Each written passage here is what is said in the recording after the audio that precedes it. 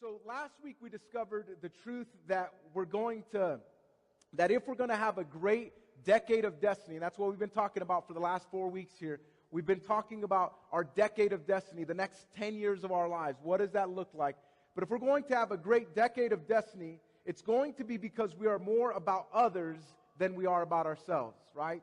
We're more focused on others. It's going to seem at times like an oxymoron, but it's precisely how Jesus lived his life. It's how he lived his life.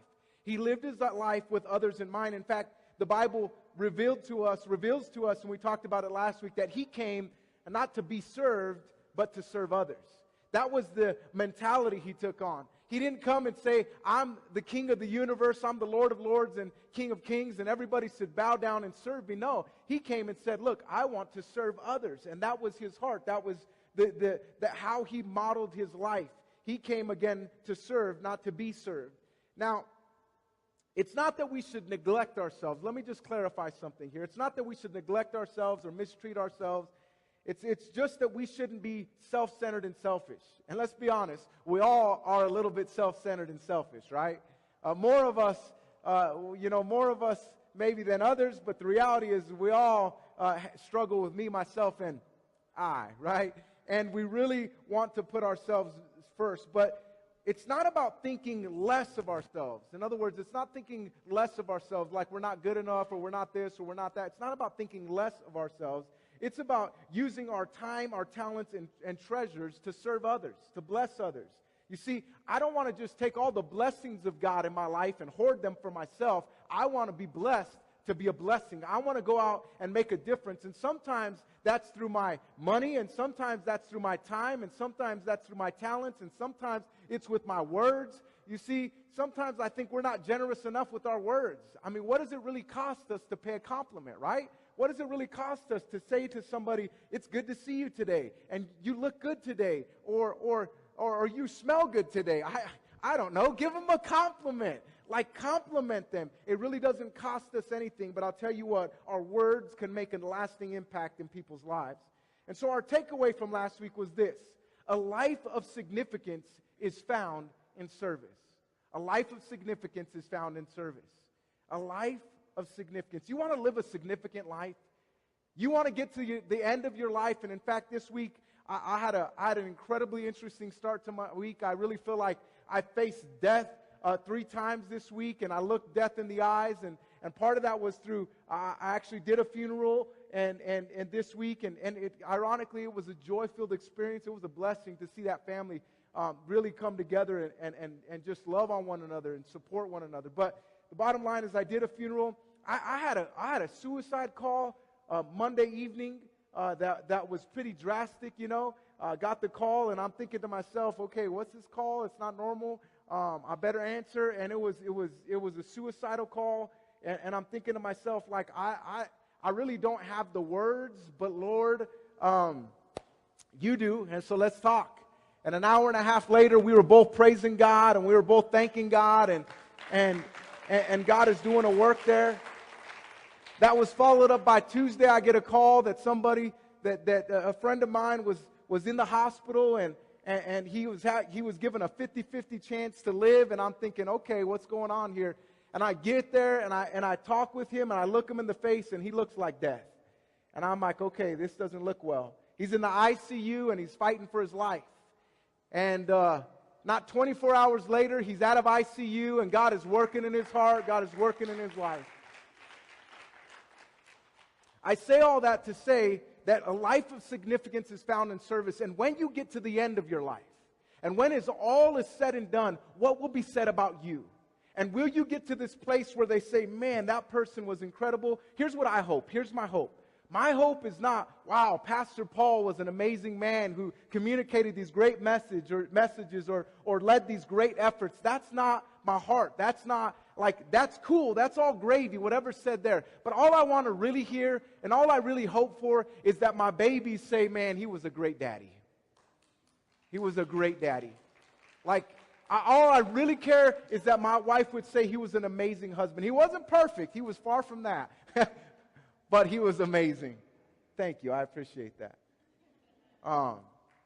The point is this: a life of significance begins or is found in service. And I believe true service starts in our homes, and it extends from there. You see, too many of us want to serve people outside in the community or within the context of the church or wherever it is, but we don't really want to serve at home, you know? And for some reason, we think about doing all these great things outside, but for me, I just want to wake up and say, how can I make your world better? How can I add value to you today, Rebecca? How can I add value to you today, Jada and Selah and Mary? How can I add value to your lives? How can I serve you today? How can I make your life just a little bit easier? Because I know I'm a pain in the neck and I make it harder sometimes, but I want to make it easier today. I want to serve you. Serving others starts at home, and then it extends to around the world. And as you journey ahead in your decade of destiny, I ask you this question: who will you serve? Who will you serve? Who will you serve? And not only who will you serve, but where will you serve? When you think about your life, where will you serve, and how will you make a difference, not only in this life, but in eternity? How will you make that eternal difference in others? You see, I think that if we're going to have the best 10 years of our lives, it's going to be marked by a life of service. But today, as we consider our decade of destiny, I want to simply say this. You ready for it? Don't go alone. Don't go alone. You know, one of the biggest lies of the enemy is that you don't need other people. You know how I know it's a big lie? Because he tells me that all the time. When I get frustrated, I'm like, man, I don't need anybody anyway. I'm good all by myself. Mary, can you come help me with this? Right? You know, you get frustrated. You get in these dark, down places in life, and you're like, I don't need anybody. I'm better off all by myself. And then you realize being all by yourself is not all it's cracked up to be, right? You know, and I work alone a lot. Like, I think about my work environment and what I do, and I'm truly like a definition of a loner. Like, people may think, man, you're with people all the time, you're counseling people, you're on stages, you're doing all this. I spend a great majority of my time by myself. And like, that's kind of, you know, and I'm in my mind all by myself. I'm writing, I'm thinking, what are we talking about? Where are we going? How are we leading? And I'm having a lot of these things. And then sometimes I get cranky because I'm used to just being by myself. And then people come around and mess up my flow. And I'm like, Lord, just put me on an island, be by myself, like I'll be all right. To which it's the biggest lie of the enemy. We are made, we are designed. God made us to live in community. He made us to live in community. And if we're going to have if the next 10 years of our lives are going to be the best 10 years of our lives, it's going to be that we realize we can't go alone. Not only can we not go alone, but as we consider who goes with us in the next decade of our lives, it's imperative that we are strategic about who goes with us. We got to be strategic. We can't just say, well, I guess you're there, let's go, you know. How many of y'all love your wife or love your husband or love your spouse, your significant other? How many of y'all, come on, somebody better be, you better be raising your hand. You better be, come on, girl. Come on. Tell me some more. Tell me some more, right? But here's the thing, like, we don't just wake up one day and say, you know what, man, hey, you right there, yeah, I think you'll do good. You want to marry me? Let's do this. Let's do life together.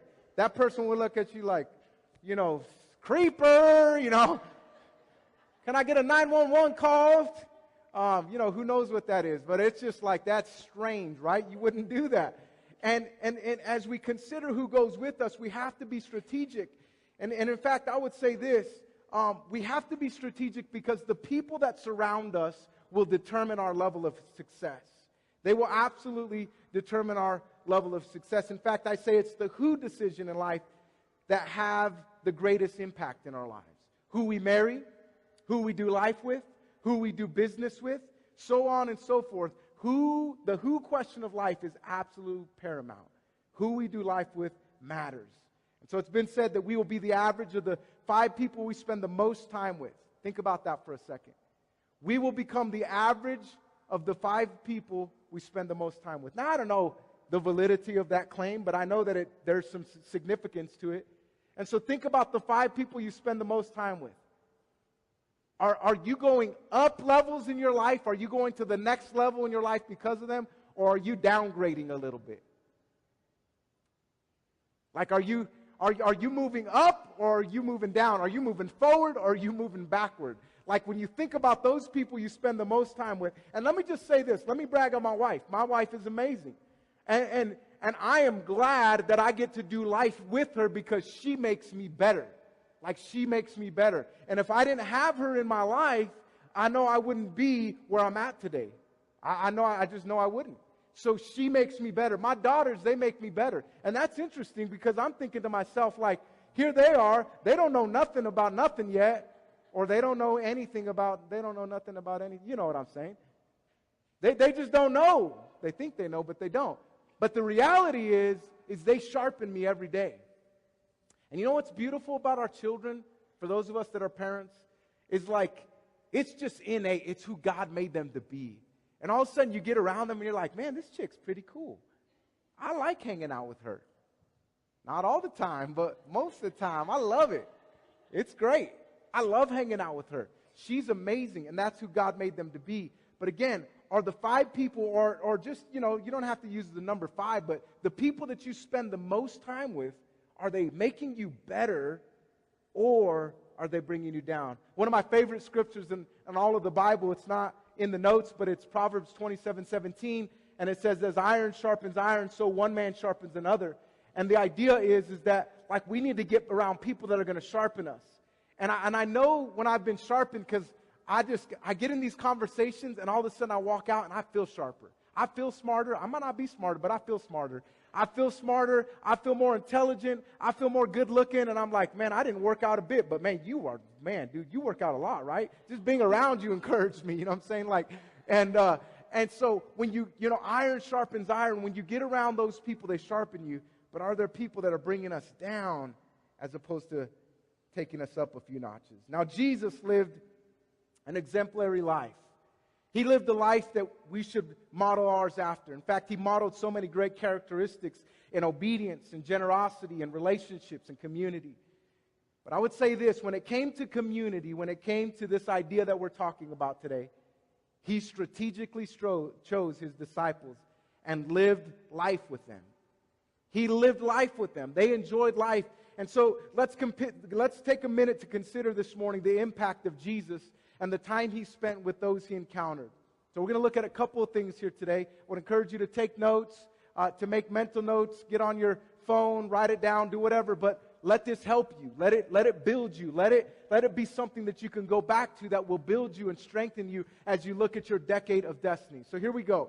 First thing we see is that on several occasions, Jesus encountered large crowds, significantly large crowds. We know Jesus interacted with crowds of 5,000, and we read about it in the feeding of the 5,000. In fact, Matthew chapter 14, verse 21 says this, the number of those who ate was about 5,000 men, besides women and children. So do the math. I'm a family of 5. So, it could have been 25,000 people there. Who knows? But the reality is, and the story's great, I would share the story, but I think I want to share the principle here today. And the principle is this, is that Jesus interacted with the crowds. Jesus certainly had a time in his life where he interacted with large groups of people. Now, in fact, this story is great. I love this story. The story is great because Jesus heard some really bad news, And sometimes people bring us some bad news, and bad news brings us down, right? And so that's what actually happened in this story. If you go back a little bit further, it says that Jesus had just heard about John the Baptist, that he had been beheaded, and that like his head was put on a platter, and his disciples come, John's disciples come, and they say, hey, Jesus, this is what happened to your cousin John. And man, I don't know about you, but if I heard about my cousin dying, especially his head cut off, like that's in the Bible. I'm sorry, I know it's very R-rated, but it's in the Bible. It's very and so here it is. If I would have heard about that, could you imagine the devastation? And it says this, Jesus, after hearing the news, he went off to a remote place to be by himself. Like, dude, he was down in the dumps. And he went away, and he was sad, and he was broken over the story and what transpired. And it says this, that as they got on a boat, they left. It says the crowds walked and they followed him. And when he got to the shore and the people, there's all these people there. And I can only imagine that Jesus was like, oh, I don't want nothing to do with people right now. I just heard about John. I'm mourning his loss. And now you all coming to me, 5,000 plus of you, and you're like, help me, feed me. And yet, Jesus responds with absolute grace. And so again, side note, but I love this story. Man, y'all should read the Bible. It's incredible. So Matthew chapter 14, verse 21, though, the number of those who ate was about 5,000 men, besides women and children. And there's this great crowd. And we see this on several occasions, that Jesus attracted a crowd.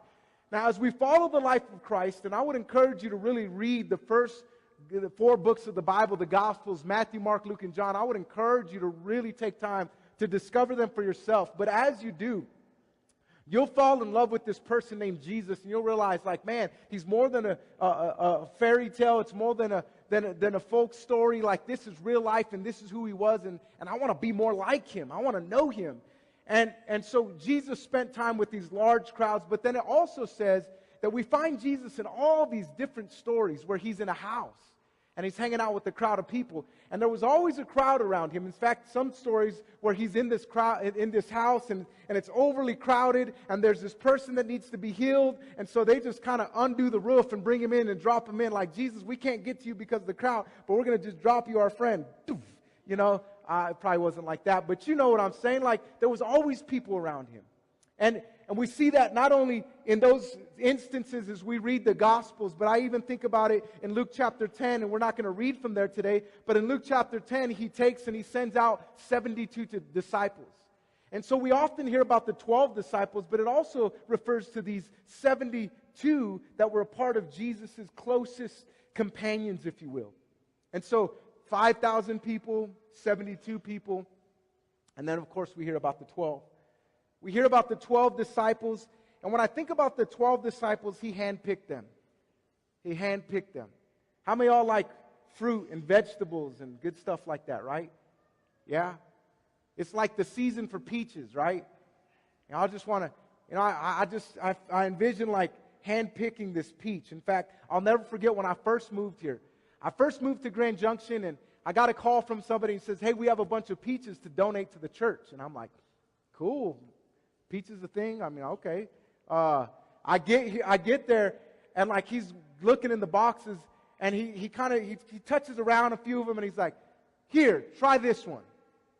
And I remember I looked at it, and I could have heard some music like, ah, and I looked at it, and I took a bite, and it was like,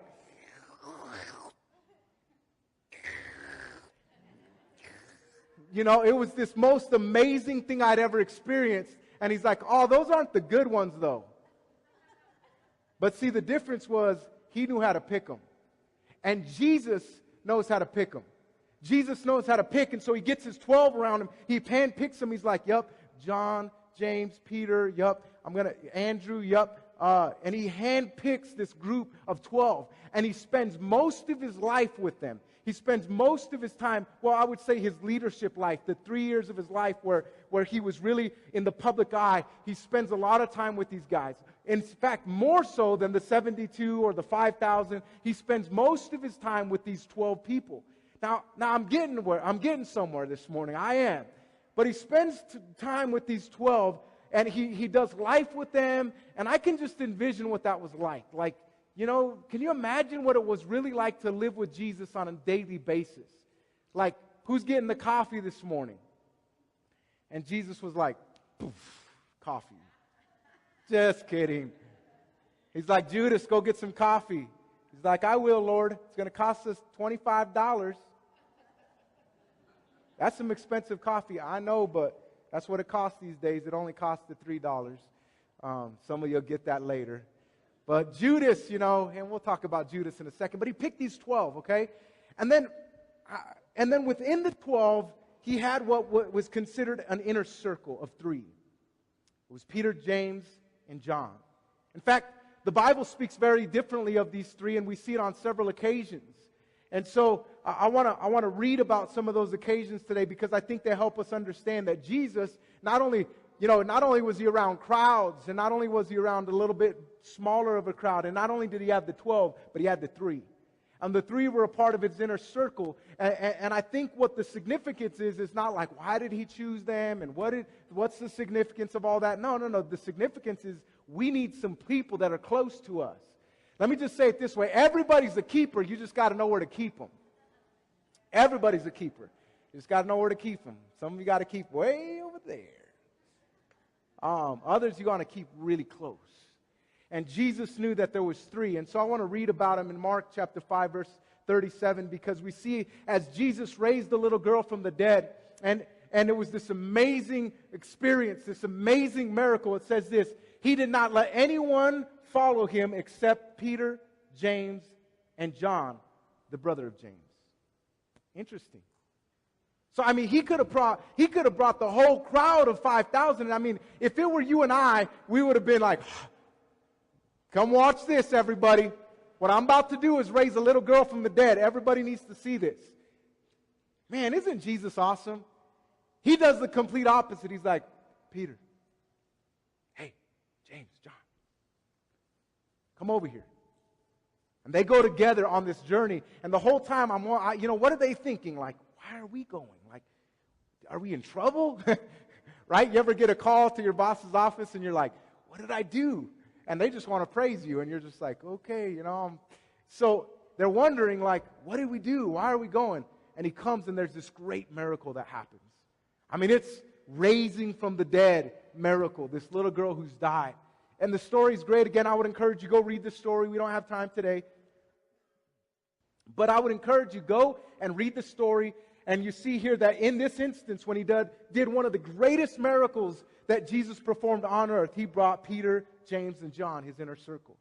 In fact, as Jesus was transfigured in Mark chapter 9, it says, after 6 days, Jesus took Peter, James, and John, and with him, and led them to a high mountain where they were all alone. There he was transfigured before them. Again, there's a lot of depth to this story. I would encourage you, go back and read it. But Jesus brings these three disciples to this great moment where he's transfigured, where it's an amazing spiritual moment. And God does this incredible work where Jesus is revealed as the Messiah. It's just this powerful moment that happens. And again, Jesus could have brought at least the 12. I mean, just forget the crowd, but bring the 12 at least. Or maybe, I don't know, bring Judas. Maybe it would have changed his heart. Like, bring him, let him see. Maybe it would have changed his heart. Like, I don't know. But no, he doesn't. After 6 days, Jesus took Peter, James, and John with him and led them up a high mountain where they were all alone. It was just them. And then this miraculous transfiguration happens. Again, the inner circle. On another occasion, the three, and Andrew in this case, approached Jesus privately in Mark 13:3. Again, you should read the story in Mark 13. But it's this teaching opportunity where Jesus is teaching and the people don't get it. In fact, the disciples don't get it. So then here they come. As Jesus was sitting on the Mount of Olives opposite the temple, Peter, James, John, and Andrew asked him privately. Like, I think I would have bugged Jesus. Lord, can I get a private meeting with you? Come on. He would have looked at me like, oh gosh, everybody's a keeper. I quit bugging me. No, he wouldn't have. But he brought Peter, James, and John come because they have this access. And it's almost like this inner circle, they have this access and they're like, hey, Andrew, you should really come. This is cool stuff. Come check it out. And they're like, come, and participate. And so here it is where they again have this moment. And finally, we see on the night of his betrayal, as he was in his greatest moment of distress, he invited the three to go with him further than the other disciples. In fact, Mark chapter 14, verse 33 says this. He took Peter, James, and John along with him, and he began to be deeply distressed and troubled. Let me just say this. When you're in your most troubled, distressful moment in life, who do you want with you? You want the crowd? Like, think about this. When you're on your deathbed, who do you want? You want the crowd of people? Nah, in fact, I was in hospice last week, the week before. I did the funeral last week. And when I got in that hospice room and I was around that family, There wasn't the crowds. It wasn't the thousands of people that this beautiful woman impacted over the course of her life. No, it was her daughters. It was her nephews and nieces and grandchildren. It was an intimate moment with just them. And in our lives, like when we really think about in our deeply distressing moments, our moments of trouble, like we want those that are closest to us. Let me give you an example of this, okay? And I'm going to get ready to close today. But let me give you an example. The example is this. Go back to when you were a child. Maybe you have some great memories. Maybe you have some tough memories. But either way, when you were sick, I remember there were moments that I was horribly sick. In fact, when I was a child, I got very sick. I got deathly sick. I had a form of hepatitis, and I was actually sick for about 3 months. I didn't go to school. I couldn't eat. I literally, my mom, she tells me the story. She said, you were a sunken down figure. I thought you were going to die on me. And like your eyes were yellow and jaundiced, and you couldn't even eat. It was sad. I almost died. But God had a plan. Thank God He had a plan, right? Woo! Thank God He had a plan. But the point is this, when I was sick, there's nothing like Mom just coming. And honestly, it doesn't always have to be she gives you the best medicine, like the Robitussin, because we didn't use Robitussin. We used Equate, whatever, we didn't even use that, It was give me a little tequila, No, we didn't even use that. It was more like, come here, let me spank it out of you, no. But when you were sick, you just wanted your mom to hold you, right? Y'all just had this moment. Some of you are like, I hate my mom. I never wanted her to hold me. And that's real. Some of you feel that way. But here's the reality. When we're sick, we just want somebody to comfort us, And we just want that moment of comfort, that moment of comfort. And in all reality, when we're in trouble and distress, we just want those that are closest to us. When I'm really down and dark, because I've been there a lot in my life, when I'm down and dark and in some moments, I don't want to hear from anybody else. I just want my wife close by. I just who I want to talk to more than anybody? I just want to call my dad. I just want to be, Dad, dude, I'm struggling right now. I'm going through a tough time right now, and this is what it is. And you know what? In that moment, I don't need a crowd of people coming and hugging me and telling me it's going to be okay. I'm like, enough with your cliches. Get out my face, son. No. You know what I'm saying, right? You're with me? Okay, good. All right, I better stop talking and get to the end of the point here. When you're in trouble, when you're distressed, you want those that are closest to you. Jesus brings the inner circle. He brings the inner circle. And a side note, let me just give you a side note because this one's painful. A side note is that in Jesus 12, He had a traitor. In His hand-picked group of 12, He had a traitor. And let me just say this. We will all encounter a Judas in life. I wish I could tell you it's not true. I wish I could tell you that you're going to meet people and they're all going to love you. They're not. They're not. In fact, some people are not only going to not love you, they're going to dislike you. In fact, some of them are going to hate you. And you're going to be like, why? I'm a likable guy. I mean, you like me, right? John, I'm good, right? I'm a good guy. Come on. How is that possible? I don't get it. It's possible. And it's probable. In other words, it's going to happen. There's going to be a Judas, but take heart because Jesus is with you. And I would say this, that when you encounter Judas in your life, let God fight your battles. Let God fight your battles because in Romans 12:19 out of the New Living Translation it says this, dear friends, never take revenge.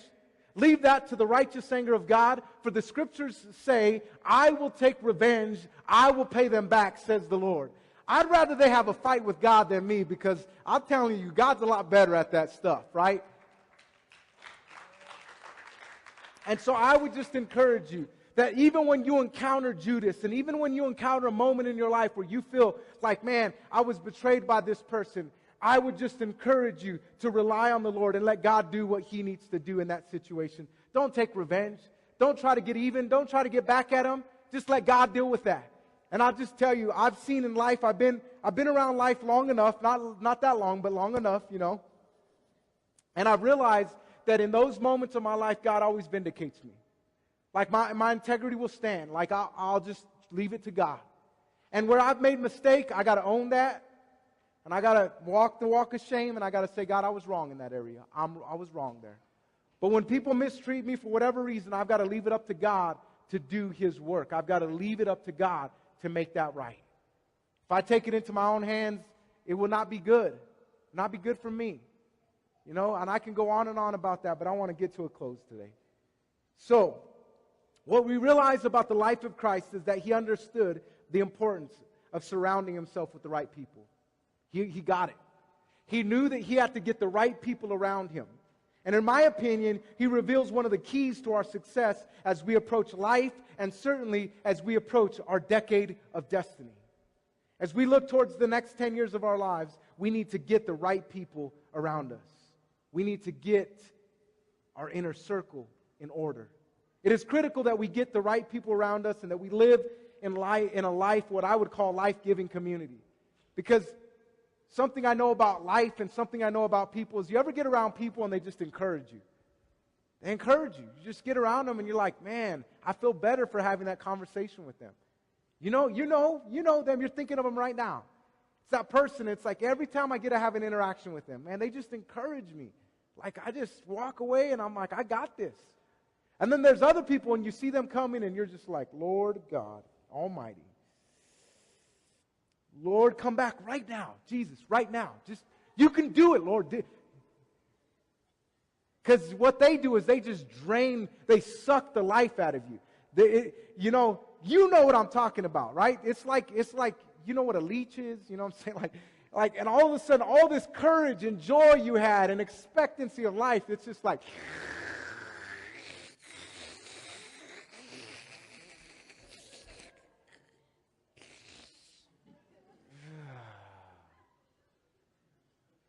my name's Eeyore. You know it. You've seen it. It's happened to you. It's happened to you. So you need to get around a life-giving community. You need to get around people that build you up and strengthen you. You must go beyond the crowds. Let me help you out. Go beyond the crowds of social media. I don't spend a lot of time on social media. You know why? Because the crowd is fickle. The one day they'll praise me. The one day they won't. You know, it's like, whatever, I don't care. Like, y'all ain't my friends. Like, I know we're friends on Facebook and all that, but we ain't really friends. Let's be honest. They're not really your friends. Your friends are your people that you connect with on a daily basis. And I'm all for Facebook. Don't get me wrong. I'm on there. I'll post. I should have posted today. I didn't. Speaking of my last post, I just remembered it. We had an incredible day here yesterday. Like, this place was filled with people. We fed, I got the numbers, and I don't know if they were the accurate numbers, 37 families. 44 families were fed yesterday. 44 families. What was our individual numbers on those numbers? 111. Wow. So we actually fed 111 people yesterday. And that wasn't a meal. That was, a couple of meals at least. Empty. I bet you the pantry's pretty empty right now, right? That's awesome. I love that. I'd rather it be empty. Like, that's how I want to end my life. Lord, there's no more to give. Like, it's all gone. All right. But, so we had an incredible day here yesterday. This place was filled. The Hope Room, all the clothes were here. I mean, there were literally hundreds of people that were impacted because of yesterday. And so, as we approach our decade of destiny, getting back to it, the social media, I'm telling you, that crowd is fickle. They'll be here and they'll be gone. We had 90-something shares on that post on Facebook. Like, what? We've never had that. Have we ever had that many shares on a post? Never. Not even close. Maybe like 20 or 30, maybe. Maybe. We had over 90 shares of that post on our Facebook page. So we do the social thing. In fact, get social with us. Like us on Facebook. Do all that. But my point is this. The crowds fade. Let me make it a little bit more closer to home today. The Sunday morning crowd is not enough. The Sunday morning crowd is not enough. You have to engage in life-giving community. And so here at Junction Community Church, we say true life change happens in the context of a life-giving small group. That's where life change happens. I have a small group. And as you approach your decade of destiny, I would encourage you to start by committing to a small group over the next semester at JCC. Here's what we're saying. Over the next couple of months, connect with the life-giving small group. There's a directory in the back. If you didn't get one on your way in, make sure you get one. There's a directory that tells you all about the groups that are available. And let me just say this. If there's a group that you're thinking, man, they really should have a group like this, maybe it's because you need to lead it. And I would encourage you to do it. And if you say, well, I would, but I can't afford curriculum, I'll buy it for you. You say, I would, but I don't really know how to I don't really know what to do. We'll train you. We'll help you. We'll resource you. You say, you know what? I don't really know how to even start. Here's what I'll do. I'll help you start. Throw a party the first day. That's always fun. And we'll pay for all the food. Just tell people, come to my house. I got this. We'll foot the bill. We'll say, go have a party at your house and bring people over. And then say, by the way, this party's about starting a small group. Do it. Do it. Do it. Do it. Do it. I would encourage you to do that. And so, get in a small group over the next semester. And so check out the small group directory, and if there's not one there, that group that you like, start one. And so my takeaway, and I close with this. As a takeaway today, I want you to keep the following thought in mind. My success in life is largely determined by those who go with me. Over the next 10 years of your life, your success will be determined by those who go with you. Who's going with you? Don't go alone. Don't go alone. Don't go alone. And I got to fight that every day because you know what? Truth is that I'm human. And yesterday I was complaining about how I can just do it all by myself. Right, babe? It'd be truth. Peel back the layers. I'm like, I don't need anybody. I'm a self-made man. Man, God's about to shoot me down. I'm like, I don't need anybody. I don't need anybody. Good all by myself. To which my wife's like, she's probably praying for me because then like a few minutes later, I'm like, I'm sorry. I love people. I love my, God, I love you. I love, Lord, forgive me. We need each other. Let me say this. I need you. I need you. And we need each other. And together, God can do great things with us. And over the next 10 years of your life, I would ask you, who's your who? Who's your who? Get the right people around you. Because if you're going to experience everything that God has in store for you, it's time to get connected to community. Father, I thank you for this morning. God, I thank you for your word, for your truth. And I thank you, God, for this last 21 days as we've prayed through our decade of destiny. God, I believe that you truly have some amazing things that you want to do in our hearts and in our lives. I believe that the next 10 years of our lives have the potential to be absolutely incredible. And God, my prayer is that you would speak to each of us and we would recognize, Father, that, Lord, if we're going to achieve the great things you have in store for us, we've got to be connected to the right group of people. It matters who we handpick to be a part of our inner circle. And, Lord, we're grateful for the crowds, and those are great things, but, God, just the inner circle, Lord. Help us handpick. Help us get the right people on our bus, the right people in our circle, the right people that we're listening to. God, help us. And Lord, with that being said, I pray, God, for every individual in here today, everyone watching online, that, Lord, their greatest who in life is making you the Lord and Savior of their lives.